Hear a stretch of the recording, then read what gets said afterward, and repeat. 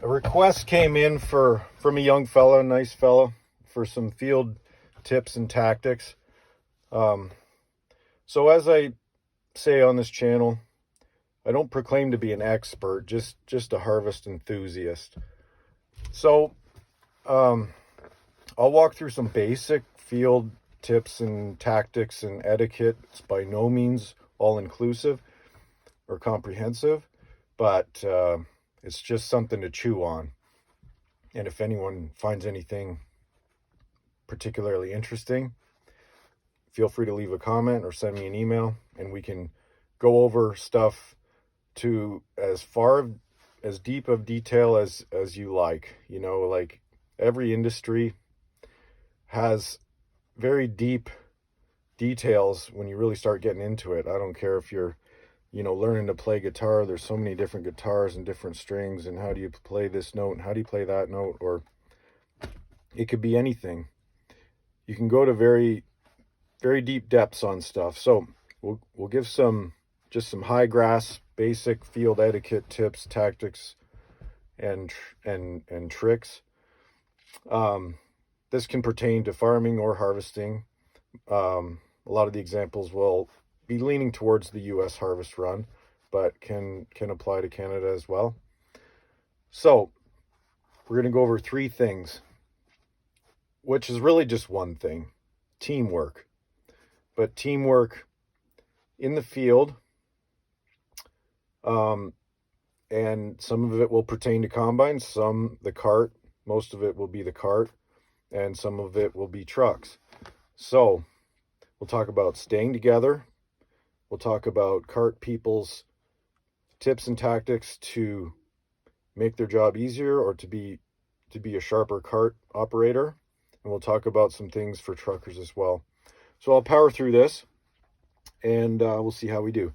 So if you're a newcomer to harvest or to large scale farming, I don't like to use the words rookie or inexperienced, because if you secured a job for a harvest team or a farm, that means you have value and already have experience and you have something to offer. So let's use the word newcomers. Let's say you're going on the U.S. harvest run for the first time. I would say work through the growing pains and the teething of Texas and Oklahoma, and just learn the basics and the ropes. Your leaders will help you, absolutely. And here's time for another disclaimer. Every group does things a little bit differently, and they have good reasons for it, and they make it work. It works for them, and that's awesome. So, some of this may apply some places, but not others, and that's fine. There's plenty of really smart people and operations out there that don't need YouTube videos to tell them how to harvest. This is just for enthusiastic newcomers who may be curious about large-scale harvesting. So I've had the privilege of seeing a lot of different places in North America and working with a lot of different folks, and I'm grateful for those opportunities, and I just thought I would share them here. So I'm going to leave Texas and Oklahoma alone, and I'll talk about an example from Kansas where we can discuss a few field tips and tactics. So let's say you're a team, let's say you're 3 combines, and you worked through Texas and Oklahoma and dug deep and went through the growing pains and learned a bunch of things, and now you're starting to feel like you know something, and that's great. So let's pick up a scene from Kansas. Here, I'll use my clear whiteboard. All right, so in Texas and Oklahoma, there can be a lot of strange shaped fields or smaller fields or whatnot. But in Kansas, you get a lot of sections and half sections. So here's a quick tip for staying together. Let's say that you start a half section. This is a half mile here. This dimension is a half mile, and this one is a mile. Okay, so let's say you started this half section, but you ended the day and you didn't get done. Well, and let's say everyone parked over here. Equipment's parked here for the night. So you get there the next day, People are servicing up, getting ready to start harvesting again. And let's say one combine's ready to go, so they take off, because there's sometimes an unspoken or spoken, competition to who can have the most acres. So, one of the elephants in the room is that combine drivers can be competitive. Hey, don't tell me they're not. And that's a good thing, right? They should be proud of their job and want to be the best and whatnot. So, okay. So they take off, they start harvesting, going along, boom. And the other two are still getting ready, getting going. And you're the cart person over here. And you're starting to wonder, well, what shall I do? Well, let's say you knew from the field before that they could make a pass and they were kind of full. So when the leader gets down here, you're going to have to unload them so they can turn and go back through the crop. At least that much. But let's say the leader's getting down to about here, and these guys, second and third, are just starting to get going. Maybe second place is here, and third place is still getting their separator going. I know that's getting sloppy, but this is second, this is first. At this point, you have to start thinking about a bit of a strategy as far as how you're going to begin your day. Because if you, for example, give loyalty to first place and follow them down this run, well, you're stuck, you're pigeonholed. You got nowhere to go except follow the leader. And then second will be down here full, and third place will get down here and be full. So if you end up following the leader all the way out, turn and dump them, you got two sat here full, which isn't ideal. So, some teams may have not orders, but in the end, whoever's in charge of the field, will tell you what to do if you're a newcomer grain cart person. But if you're on a team that's been given a bit of latitude to decide their fate in the field, then as you start to get comfortable as a cart person, you can learn to take leadership in the field so that your day will go better. And let me explain that. Okay. So you unloaded the leader at the very, very end to give them the best opportunity to come back through the field without getting full. Then once you do that, pay attention to how much weight you got. Okay. So if you have 3 combines and you're loading trucks in southern US, you need about 56,000 pounds. So pay attention to what you got at the end. 3 combines will be about 19,000 pounds for your load. 4 combines, 14,000 pounds. So it's 14, 28, 42, 56. You start to learn those numbers in your head, where it's 19, 28, or 19, 38, 57. You just kind of memorize those numbers. With the class 7 deer, I think it's kind of hard to get 19,000 without being too full. It's really hard to time that out. But with 4 class 7 deers with no extensions, it's easy to go 14, 28, 42, 56 for a load. But anyways, back to this. Unload your leader at the very end. Look at the weight you got. You know that if the crop is uniform and even, and the machines are set the same, which they will be, you're going to get the same amount of weight from second place and third place when they get down here. Don't be afraid to let the leader go. Like, if they're ahead, let them be ahead. And if you get a truckload, or if you're waiting on second and third place to come down, talk to your truckers. If they're already at the field, which they most likely would be unless they were in line in the morning. Now, while everyone's harvesting, pay attention to what you got for the field. Do you have an approach here? Most likely, if you park there. Do you have one down here? If you do, awesome. Call a truck down here. When second and third get down here, unload them at the very end, both of them. Go fill a truck. Then they can be on their way. Then if leader's down here full, and if you have some latitude of what to do in your field, when you come back from loading this truck, follow second and third down here. Keep them going. Unload them twice if you have to. I call it restacking the deck. Again, you know, in the end, your team leaders have the say in what goes on in the field. But if you have some latitude to control your destiny, then it always behooves you to keep everyone together, because these are mile-long sections. And if they're combining a fairly small wheat crop with stripper headers, they could be going 5 miles an hour. So you got to remember, if in the long run throughout the day, if the combines are producing enough grain that you need to be catching them at a closing rate of around 12 to 15 miles an hour, if it's a pretty busy field, that's going to be your long run average ground speed to keep the field going all day. Well, if a combine's going away from you at 5 miles an hour, that means you have to be going 20 to catch it to keep the field moving. But if they're coming towards you, you only have to be going 10 miles an hour back from the trucks. So I'll talk about that a little bit. I call it carting from out front. Have the combines coming to you. That way you can see their hoppers. You can see them filling up. I'll talk about that in a minute.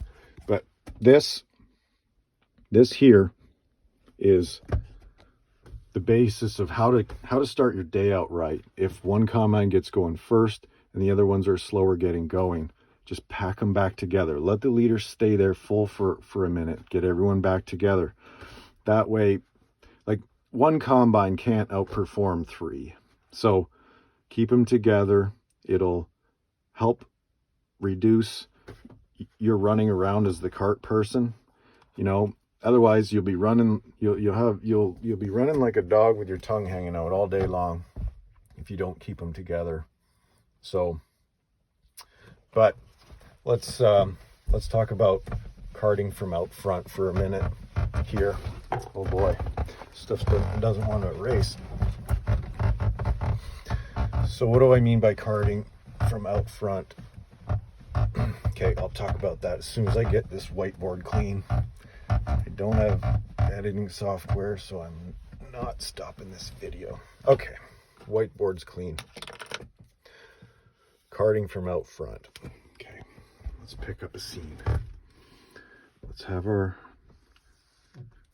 this will be uncut crop.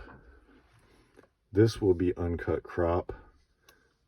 1 combine, 2 combines.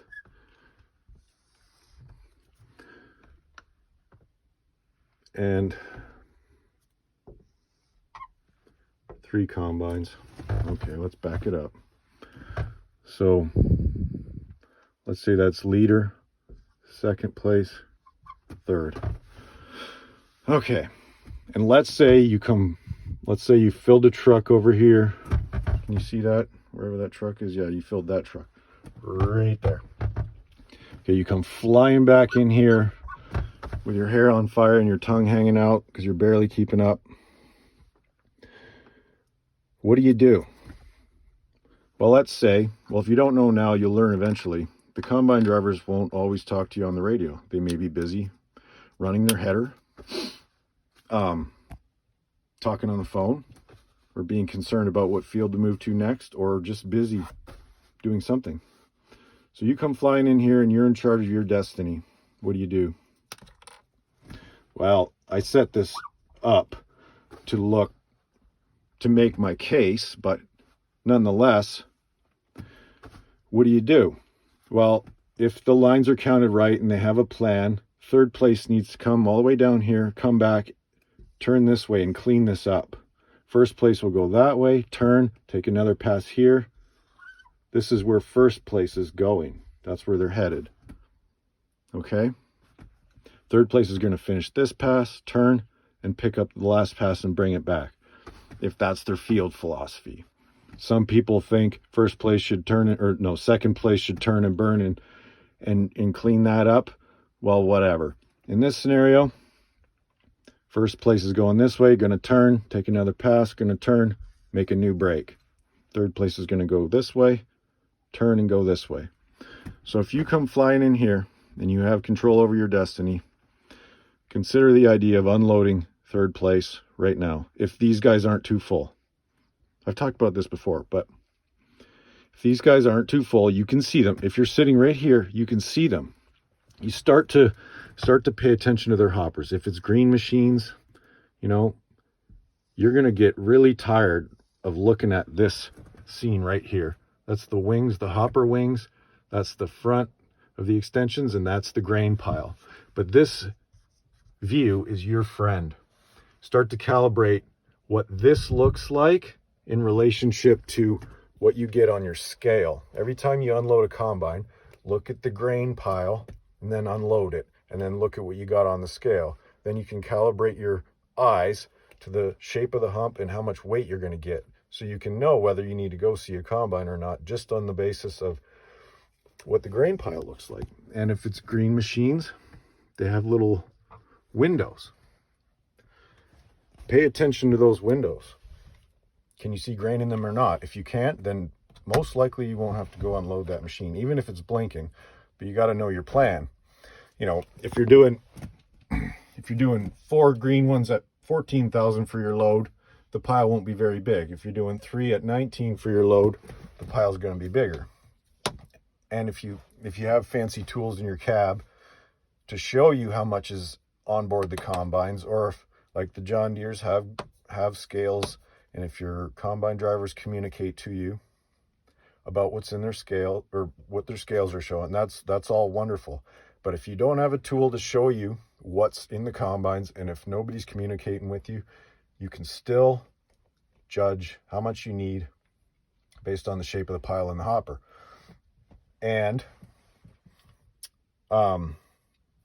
ideally, then you can time out your combine visits to be minimal. Only go see one combine or each combine once on every sequence to minimize your running around if you're struggling to keep up. Okay, let's play this out. Let's finish playing this out. All right, first place, going that way, second this way, third. So unload third and let them go. Let them continue on down here. Okay, they're going to turn and go here. Then, once you're done unloading, third place, just turn back and sit and watch first place come. Remember, having to turn buys you time. When they're turning, they're not combining, they're not filling up. So unload third on the go, turn and stop. Watch first place come down. If they can make it all the way down, then wonderful. Unload them at the very end. Then they have the best chance of turning, making all the way back through and getting out the other side. Then when you've unloaded first place on the go, turn back again and sit and wait for second to come, and just sit there and watch their pile. Watch their pile grow. You'll get to a point where you can know exactly when to time this out. You know, if you have two green ones, 2 class 7s with no extensions, you'll have to visit each one twice to get your truck load. But you'll figure that out. If it's red machines, the pile still comes up. You can still see it before you need to visit them. So that's something to pay attention to. So I'll leave that alone for now. That's quite a bit of that. We're going to talk about trucks for just a minute as soon as I get this clean.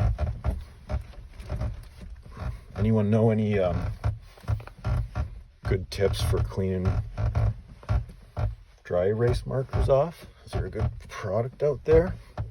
Can you tell how hard I'm having to work to clean this? Okay, almost clean. Okay, truck parking, I get pretty animated about. I try not to. I've worked on being far more of a gentleman. But trucks, I can tend to get pretty animated about. Why? I'll explain why. Because if you're a cart person and you're on the limit of keeping up, then every second matters. And some things cost you a lot of time.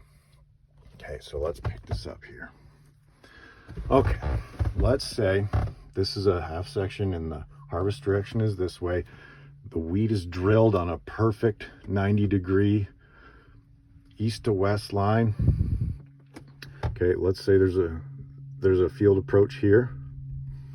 And let's say there's one here. We'll talk about that for a minute. Let's say that one's kind of narrow. Let's say that one's pretty wide. All right. Field approach, field approach. Truckers, how do we park? What should we do? What should we do? Should we just come in here and kind of like okay, let's say the elevator's that way. Can you see that? Elevator's to the east. This is north. Okay. So the elevator's to the east. Let's say we're going to put some trucks here. Can't see red very well. Okay, should we line them up like that? Should we line them up like that so they get a good launch out? Should we line them up like this? Should we line them up like this? Should we line them up like this? What should we do? Well, I'm going to let you decide. I'm just going to talk about the pros and cons.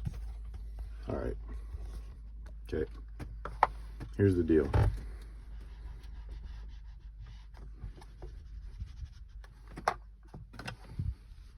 Here's the deal.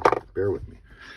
If you're a truck driver and you park like this, then yeah, that's pretty cool for the cart. They can come flying in here and angle in and line up pretty quick. And maybe you think that helps your launch out of the approach. But the one drawback is, if you're angled this way, you can't see traffic over here because of the corner post of your cab. So that's something to consider. And if the approach is narrow, you're gonna end up dropping a trailer wheel off on this side on the way out and on this side as you go further.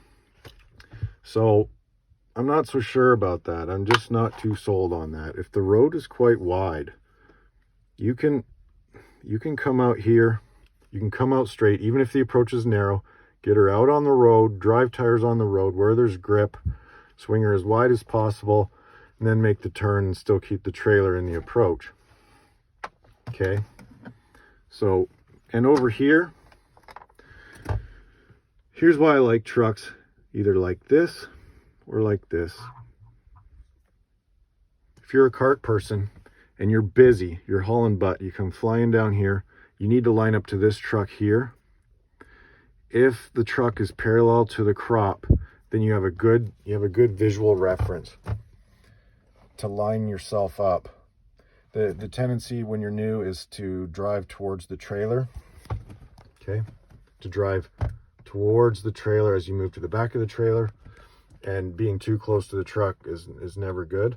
So if you come flying in here, you can visually line yourself up with the seed rows and be able to line up to the truck better. Or if they're here, you can come flying in here and go around and then just use the field boundary as a visual reference and the truck. You're just driving down a lane between the field boundary and the truck. It makes it very nice for lining up. Okay, now here's my ultimate pet peeve, and then I'll leave it alone. Let me get this cleaned up here. This is a tough one here. And if you've never carted, that's fine. But you would learn. If trucks were lined up here, thinking that that's the best for the launch out of the approach, which it may be, it may not be. I'd sit and listen to a debate about it. But if you're the cart person, you come flying in here, you got to go way in here and turn really tight and risk tearing the hood off the truck to get lined up, and you still won't be lined up very well. And if you come this way to line up to the truck, you got to hook it really hard. The cart won't be parallel to the truck when you get up there, and it's very hard on the hitch and PTO. It's just not good. It really isn't. You know, and the farmer can scream about compaction and say they only want trucks as close as to the approach as possible. That's fine. I can't control that. But, you know, for the small little bit of real estate that truckers take up, you know, having them parked either like this or like this, far enough away from the approach where the cart can come flying in at maybe 10 miles an hour, 12, 15 even, because that day will come. It will. it's just better if the cart's on the edge of keeping up. Every second counts. So if the truckers can park parallel to the road, or parallel to the crop, or parallel to a field boundary, that's very helpful. Another thing is truckers, safety. There's this perfect storm that can happen. Let's say starting out for the day, all the trucks are in the field, combines are slow getting going, cart comes with the first load, trucker's sitting in the cab enjoying some air conditioning, justifiably so, listening to some music. They see the cart coming. They're like, oh, I better jump out and check my hoppers and be ready to roll my tarp and be proactive and whatever. Well, if they jump out of their truck the moment the cart's turning in, that can be a safety issue, you know? Like that cart's coming, tractor's 28,000 pounds, the cart's 22, and there's 60,000 pounds of grain on there. That's hard to stop. So if the cart person makes any sort of mistake, and let's say the trucker slips and falls, that could be a disaster. So pull in the field, check your hoppers, wait in front of the trucks or behind the trucks. It's very nerve-wracking as a cart person to have people congregating beside the truck when you're trying to load it, especially when you're new and you have 58 things to think of. What hydraulics am I running? How do I turn the PTO on? What weights am I doing again? Oh, I got to select the truck in my software, and oh, someone's talking to me on the two-way, and having people lined up beside you is very, very distracting. And from the ground, it looks like there's a mile between the truck and the cart, and there may well be quite a distance. But from this seat, it looks like there's only about 4 inches of space between you and the truck. So for people learning the cart, it can be very nerve-wracking. So truckers, help your cart people out, you know, give them time, give them space. If you want to talk to them, if you need to talk to them before they start loading the truck or after.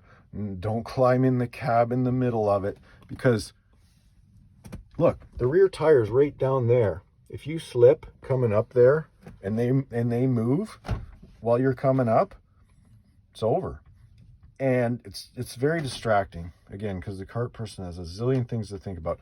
By the end of the season, you're going to be doing all this stuff with your eyes closed while Snapchatting the whole thing and talking on the two-way all at once.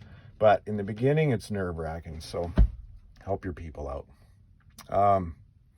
Last thing, I'll squeeze in here with a couple of minutes left. Gotta clean this. Sorry, guys, girls, friends, ladies, women, and children. We're gonna talk about corn for a minute. Fall corn. So by the time you get to fall corn, y'all gonna be rock stars, knowing what you're doing. But if you've never done corn before, then it'll be a new animal. So you'll be a great operator, great combine operator, great trucker, great cart person, all of that. But corn's a new game, different header. You got to work well as a team. You can't just combine in any old direction and around in circles and whatever. You got to go with the rows. So you got to work as a team. So let's. I'm gonna draw here. Let's do this. This is going to be uncut crop.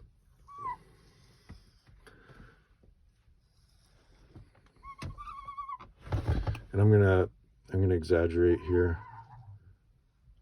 Second place leader. Obviously the headers aren't that wide, but let's say this is a corn job. Let's say trucks aren't keeping up, and let's say you're committed to one cart. Okay? So let's say cart's over here, and they just filled a truck, or let's say they're waiting on a truck. They're waiting on a truck, and these are the combines. Okay? Let's say you're going to be waiting for a truck for a while, long enough to turn your separators and headers off and take a small nap. Okay. If they turned this way, if combines turned this way and started making a break and got full and had to stop, well, here's something to think about. I had the privilege of working with a great team, and you know, I'm not going to proclaim absolute ownership of this, but we dreamed up a little scenario where if you get full, let second place combine way up to here, all the way to where the leader's at. I'm going to put the title here.